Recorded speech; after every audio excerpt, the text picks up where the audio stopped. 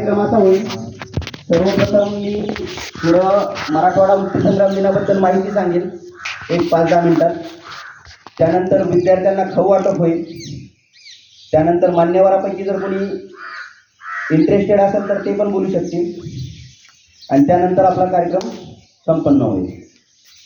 ठीक आहे. त्यानंतर माझा निरोप समारंभाचा छोटेखानी कार्यक्रम सरपंचांनी ठेवलेला आहे, तो होईल. त्याच्यासाठी पण प्लीज आवर्जून थांबावं सगळ्यांनी, मला बोलायचं थोडं गावाबद्दल. ठीक आहे. आता आपण सर्व विद्यार्थ्यांनी आणि पालक लोकांनी इकडे लक्ष द्यावे. आपण मराठवाडा मुक्ती संग्राम दिन याबद्दल इथे एकत्र जमलेले आहोत. सगळ्यांना 15 ऑगस्ट माहीत असतं, 26 जानेवारी माहीत असतं, 1 मे महाराष्ट्र दिन माहीत असतो. पण आपल्या मराठवाड्याला पण 15 ऑगस्टला स्वातंत्र्य मिळालं नव्हतं. आपल्या मराठवाड्याला स्वातंत्र्य मिळण्यासाठी 17 सप्टेंबर 1948 एक वर्ष वाट बघावं लागली होती. आणि जर आपल्याला मराठवाड्याला स्वातंत्र्य मिळालं नसतं तर यदा कदाचित आपण पाकिस्तानचा भाग झालेला असतो. आज आपण पाकिस्तानमध्ये असतो, पाकिस्तानचा एक जिल्हा असतो. म्हणून या दिवसाचं औचित्य आपण जाणून घेतलं पाहिजे. त्याबद्दल थोडीशी माहिती आपल्याला हवीच. म्हणून सगळ्यांनी इकडे लक्ष द्या. जेव्हा आपण स्वातंत्र्य झाला, भारत कधी स्वातंत्र्य झाला आपला 15 ऑगस्ट 1947ला. त्या दिवशी वार कोणता होता तुम्हाला सांगितलं होतं ना मागच्या वेळेस? शाबास. तर मग तेव्हा भारतामध्ये 565 संस्थाने होती, छोटी छोटी राज्य होती. आणि या छोट्या छोट्या राज्यांना एकत्र करायचं होतं, अखंड भारताची निर्मिती करायची होती. मग अखंड भारताची निर्मिती करत असताना भारत सरकारने एक सामीलनामा तयार केला. तो सामीलनामा असा होता की त्या सामीलनाम्यामध्ये प्रत्येक संस्थानाचे जे राजे होते, महाराजे होते, त्या सामीलनाम्यावर सही करायची आणि सही केल्याच्यानंतर ते भारताचा भाग व्हायचे. पण त्यांना एक विशेष अधिकार असा मिळालेला होता की त्यांनी सही करायची का नाही भारताच्या सामीलनाम्यावर हे त्यांचा परस्पर स्वतःची इच्छा होती. आणि ते स्वतंत्र पण राहू शकत होते किंवा पाकिस्तानमध्ये पण सामील होऊ शकत होते किंवा भारतात पण सामील होऊ शकत होते. तर 565 पैकी 562 संस्थानं विलीन करण्याचं काम सरदार वल्लभभाई पटेल यांनी केलेले, म्हणून आपण त्यांना लोह पुरुष म्हणतो. आणि त्यानंतर 3 संस्थानामध्ये थोडंसं अडकलं होतं काम भारताचं. भारताचा नकाशा डोळ्यासमोर आणा. सगळ्यात वर काश्मीर संस्थान आहे. काश्मीरचा राजा होता राजा हरिसिंग. त्यानंतर गुजरातच्या साईडचा जो सौराष्ट्रचा भाग आहे तिथं जुनागड नावाचं एक संस्थान होतं. आणि सगळ्यात खाली भारताच्या पोटामध्ये एकदम हैदराबाद संस्थान होतं, ज्याचे आज आपण भाग होतो. तर हे 3 संस्थानाचे जे राजे होते त्याच्यापैकी जुनागडचा जो राजा होता त्या राजाचं नाव होतं महाबत खान. तर त्या महाबत खानची अशी इच्छा होती की पाकिस्तानमध्ये सामील व्हायचं, कारण महाबत खान हा मुस्लिम राजा होता आणि तिथली जी जनसंख्या होती ती हिंदू जनसंख्या होती. तर महाबत खाननं पाकिस्तानच्या सामीलनाम्यावर सही केली होती आणि पाकिस्तानमध्ये सामील पण झाला होता. पण तिथल्या जनतेनं विद्रोह केला आणि तिथं मग प्लेबिसाईड झालं. प्लेबिसाईड म्हणजे जनमत झालं. आणि जनमत झाल्याच्या नंतर तिथल्या जनतेनं ठरवलं भारतात राहायचं का पाकिस्तानमध्ये जायचं. तर 98% मत भारताकडून पडले होते. जुनागडचा मुद्दा तिथं संपला. त्यानंतर काश्मीरच्या बाबतीत तसंच उद्भवलं. काश्मीरचा राजाचं नाव होतं राजा हरिसिंग. तो एक हिंदू राजा होता, पण काश्मीरची 70 ते 80% जनता ही मुस्लिम होती. तर काश्मीरच्या राजाला वाटत होतं ना पाकिस्तानमध्ये सामील व्हायचं ना भारतात सामील व्हायचं, आम्ही स्वतंत्र राहणार. कारण राजा महाराजांचे जुन्या काळात खूप थाट होते. हत्तीवर फिरायचं, रेस बघायला जायचं, शिकारीला जायचं आणि ऐशो आराम के साथ जिंदगी राहायची. मग हरिसिंगला काय वाटत होतं की आपण पाकिस्तानमध्ये पण सामील होऊ नये किंवा भारतात पण सामील होऊ नये. मग त्यानंतर काय झालं, त्याच काळात हैदराबाद संस्थानाचा मुद्दा उपस्थित झाला. त्याच काळात हैदराबाद संस्थानाचा मुद्दा उपस्थित झाला. हैदराबाद संस्थानाचे निजाम होते, एक निजाम होते, ते त्या काळात खूप श्रीमंत होते. असं म्हणतात डॉक्टर बाबासाहेब आंबेडकर जेव्हा वेगवेगळ्या धर्माचा अभ्यास करू लागले तेव्हा असं 2-3 पुस्तकात उल्लेख आहे. त्याची काही शाश्वती नाही, तर त्या 2-3 पुस्तकाचा उल्लेख घेऊन मी सांगतो.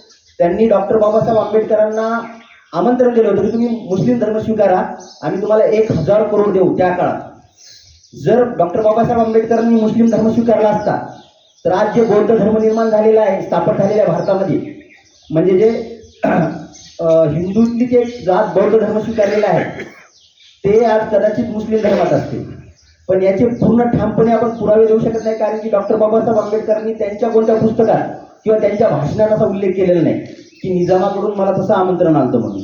पण 2-3 जे इतर लेखक आहेत त्यांच्या पुस्तकात तसा उल्लेख आहे, आणि हे तुमच्या माहितीस्तवर असणं खूप चांगली गोष्ट आहे.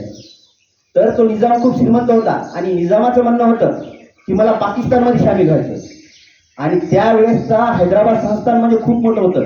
आज जर विचार केला तर आपला संभाजीनगर जिल्हा, जालना जिल्हा, हिंगोली, परभणी, लातूर, धाराशिव, ज्याला आपण आता हे म्हणतो उस्मानाबाद जे होतं त्याला आपण धाराशिव म्हणतो, त्यानंतर नांदेड, हे सर्व जिल्हे मराठवाड्याचे जे होते ते हैदराबाद संस्थानात होते. मग जर निजाम पाकिस्तानमध्ये जर सामील झाला असता तर आज याला कदाचित आपण पाकिस्तानचा एक भाग झालो असतो, पूर्व पाकिस्तानचा. पण त्यावेळेस काय झालं की भारताच्या पोटात असल्यामुळं सरदार वल्लभभाई पटेल आणि पंडित जवाहरलाल नेहरू यांनी असं ठरवलं की भारताचा हा अविभाज्य भाग आहे, अभिन्न भाग आहे, की त्याला आपण पाकिस्तानमध्ये सामील होऊच द्यायचं नाही. मग निजामासोबत बोलणी चालू झाली आणि निजामानं असं ठरवलं 1 वर्षाचं स्टँड अँड स्टील ॲग्रीमेंट केलं भारत सरकारसोबत.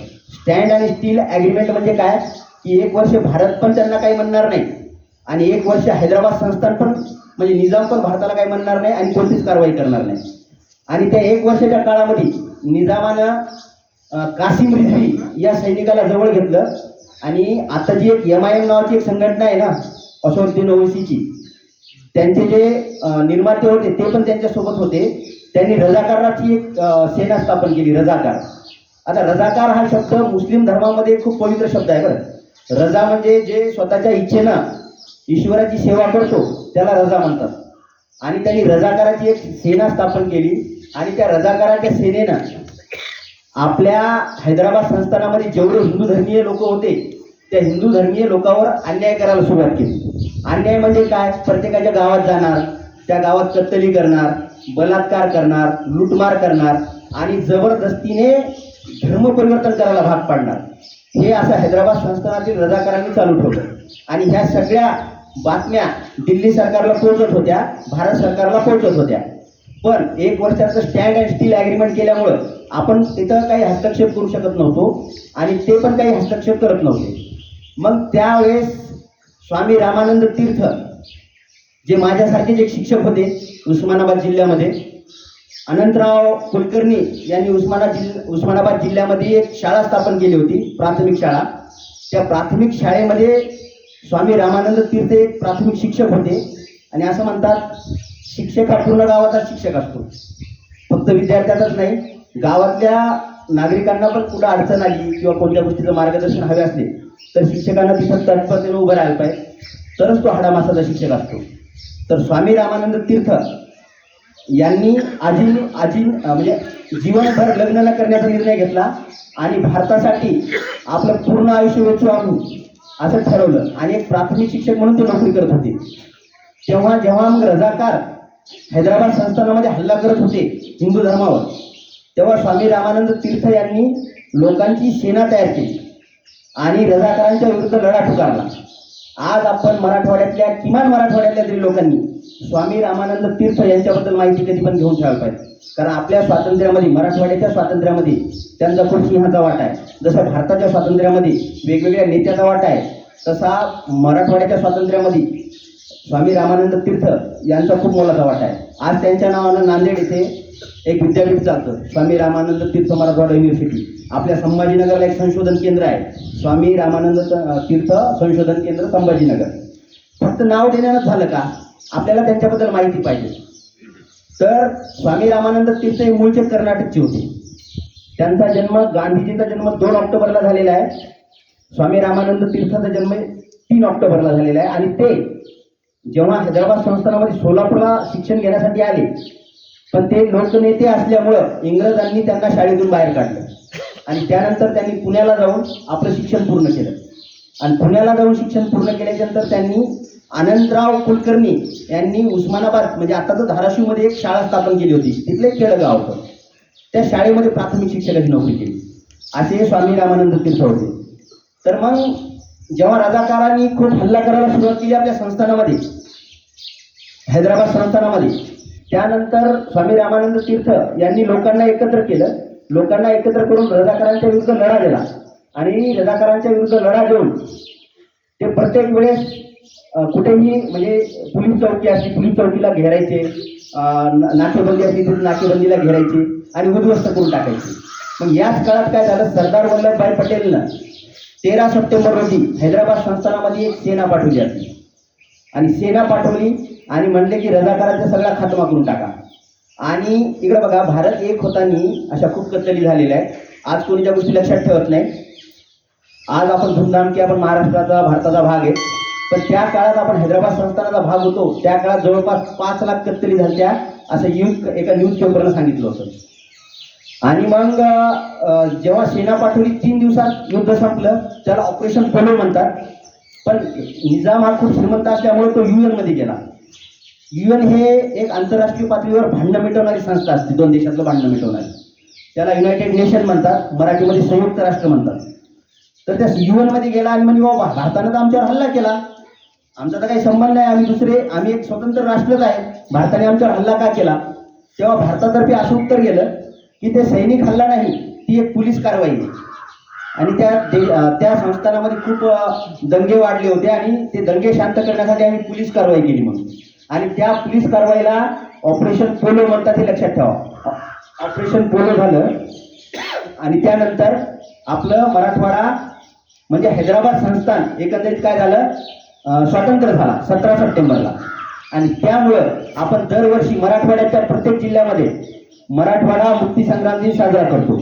या दिवसाचं महत्त्व आपल्याला 15 ऑगस्ट सारखं स्वातंत्र्य दिनासारखंच आहे. म्हणून सर्वांनी मराठवाडा मुक्तीसंग्राम दिनाबद्दल ह्या सर्व गोष्टी लक्षात ठेवायच्या आहेत. यानंतर मराठवाडा मुक्तीसंग्राम दिनाचा तुम्हाला आता बेसिक गोष्टी कळालेल्या आहेत. जर सांगायला गेलं तर मग खूपच आहे डीपमध्ये, पण त्यामुळे आमचे विद्यार्थी पण बोर होतील आणि पालक पण बोर होतील. मग त्यामुळे आता मी कार्यक्रम आटोपता घेतो आणि आता मी विद्यार्थ्यासाठी माझा निरोप समारंभ आहे म्हणून मयूर आणि यश